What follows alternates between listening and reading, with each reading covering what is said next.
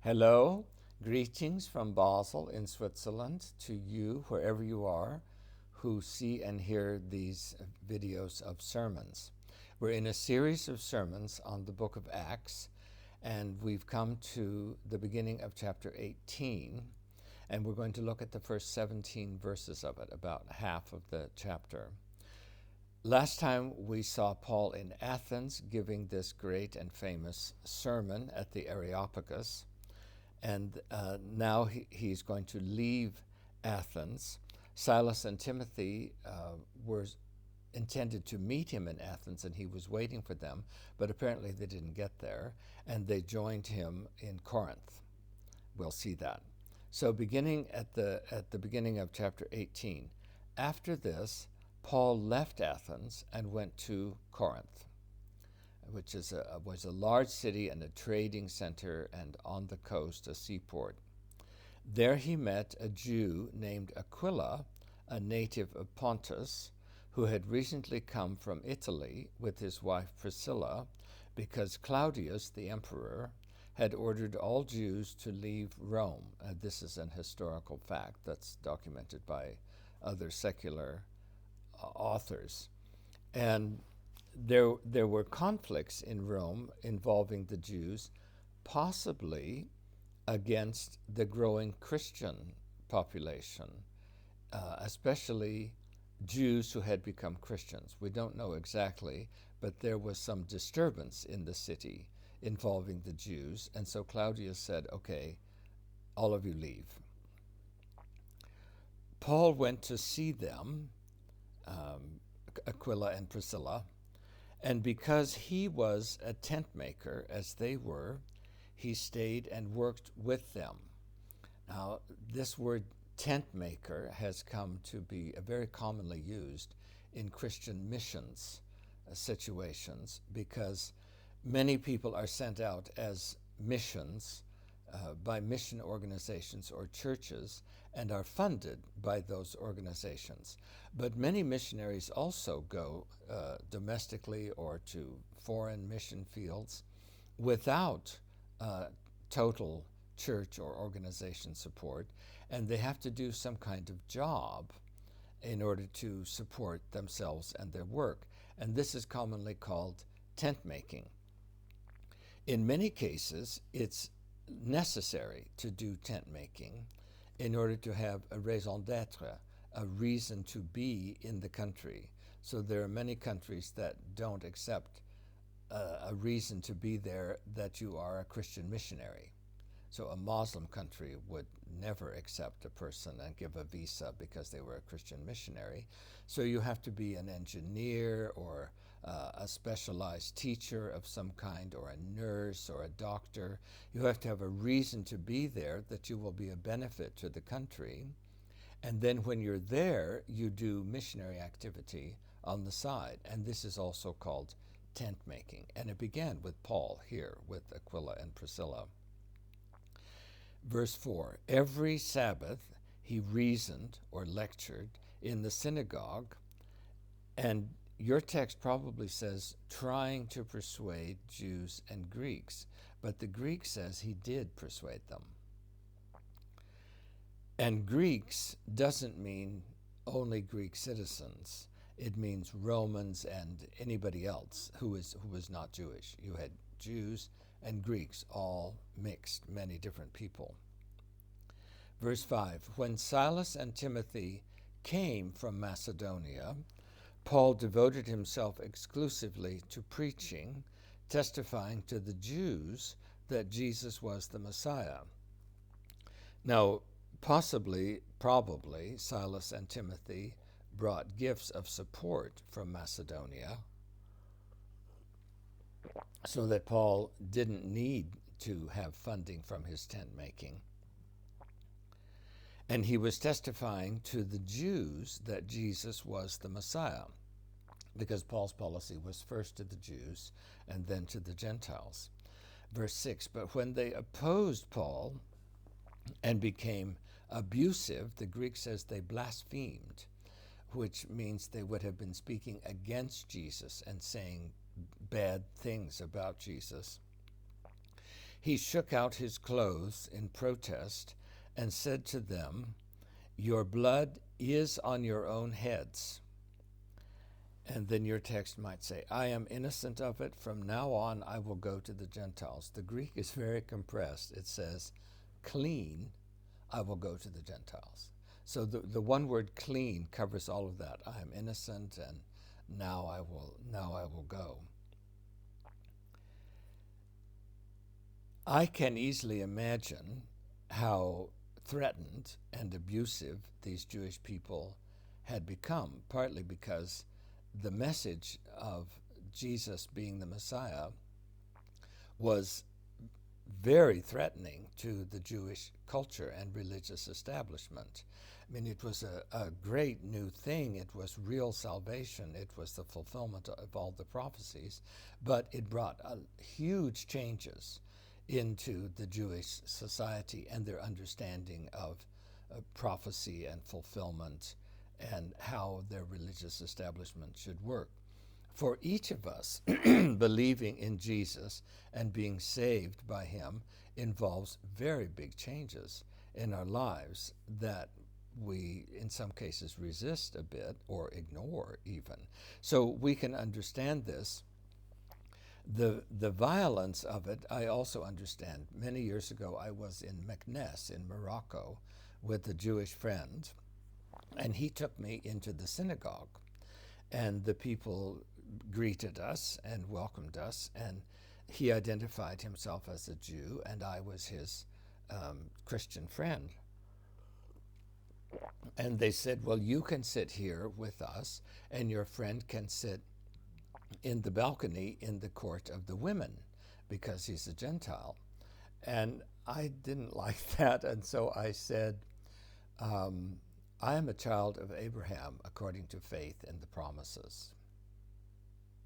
And they called the police, and we had to leave before the police got there. So it happens that people get very upset and get violent in a variety of ways. So Paul really leaves off the Jews. He went to them first and he said, "Okay, if you're going to be abusive, I'm leaving you. Just do your own thing. I'm going to the Gentiles." Verse 7, "Then Paul left the synagogue and went next door to the house of Titius Justus," who the name is clearly not Greek, it's a Roman name, "a worshiper of God." So he was connected to the synagogue in that he attended it and he worshiped God and he believed in the God of the Jews, but he had become a Christian. He believed that the prophecies of the Messiah were fulfilled in Jesus. Crispus, the synagogue leader, and his entire household believed in the Lord. So that must have been a huge jolt to the synagogue that their leader, their president, went away with Paul and his whole family, which could have been a very wealthy and influential family. And many of the Corinthians who heard Paul believed and were baptized. One night the Lord spoke to Paul in a vision, not a dream, a vision when he was awake. "Do not be afraid, keep on speaking, do not be silent, for I am with you, and no one is going to attack and harm you, because I have many people in this city." Now, a vision is a special thing, and Christians should not think that they will have them every day or once a week. I have had one very brief vision in my life. I was in Kiev, in Ukraine, with a colleague teaching at the Baptist Seminary and living in the Baptist Seminary.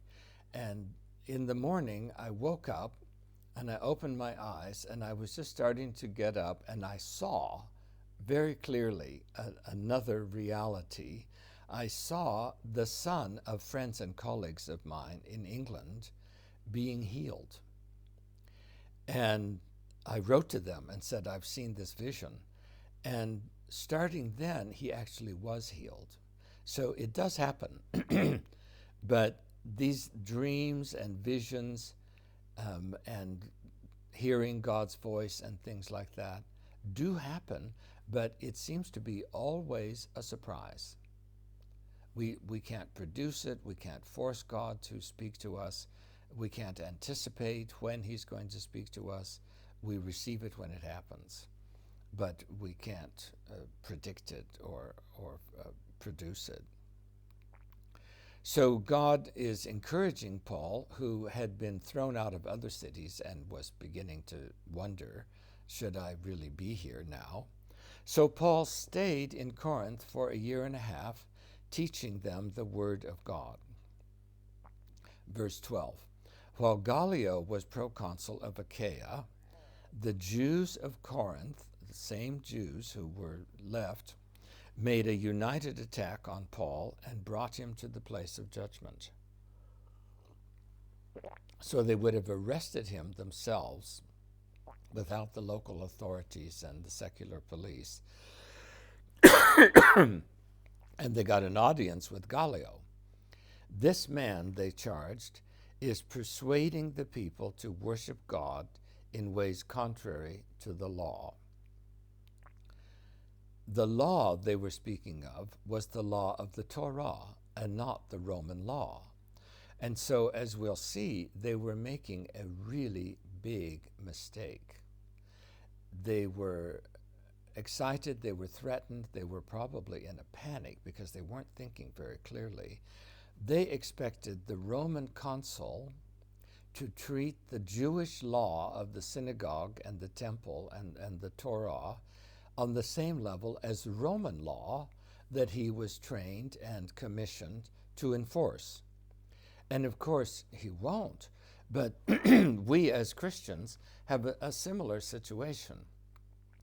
If a man in a Catholic or other church would decide that he could baptize himself, or that he could take communion without going to confession, or that he could consecrate the elements by himself, and he was teaching that anyone can do this, and that we shouldn't be depending on the elders or the priests or the leaders of the church to do these functions, of course the church would be very threatened and upset and consider it blasphemous, which it would be.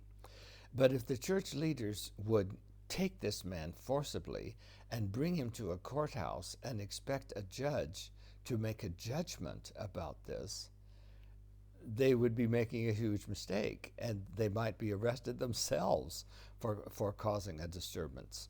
So this is what the Jews were actually doing. Verse 14, just as Paul was about to speak, Gallio said to them, if you Jews were making a complaint about some misdemeanor or serious crime, it would be reasonable for me to listen to you. Now the Greek says it would be reasonable for me to endure you. So his attitude is not very positive. They seem to be something of a pain to him. But since it involves questions about words and names and your own law, settle the matter yourselves. I will not be a judge of such things. So he drove them out. Then the crowd turned on, seized Sosthenes, the synagogue leader, the new leader of the synagogue, and beat him in front of the tribunal and in front of the proconsul immediately. And Gallio showed no concern whatever. So I suppose that it was Sosthenes who thought it was a good idea to go to the proconsul to have him make a judgment about Jewish law, and that he got all the others to go with him, and they were all humiliated and thrown out. So they beat up Sosthenes because he caused it, and Gallio was not concerned at all about this. So I think we can see here an outworking of the principle of Jesus: give unto Caesar what is Caesar's, and give unto God what is God's. And a lot belongs to Caesar because God has established Caesar and given authority to punish the evildoers and reward the good.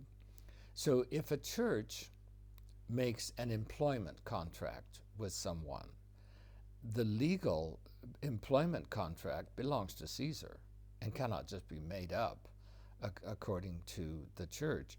Or a rental contract for a property to meet in that rental contract belongs to Caesar and comes under the law of Caesar. So we have to remember that we live in a country that has laws. We don't live in a bubble as Christians someplace.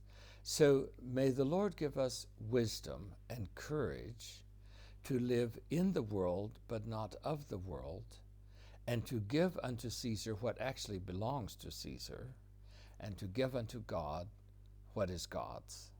God bless you. Amen.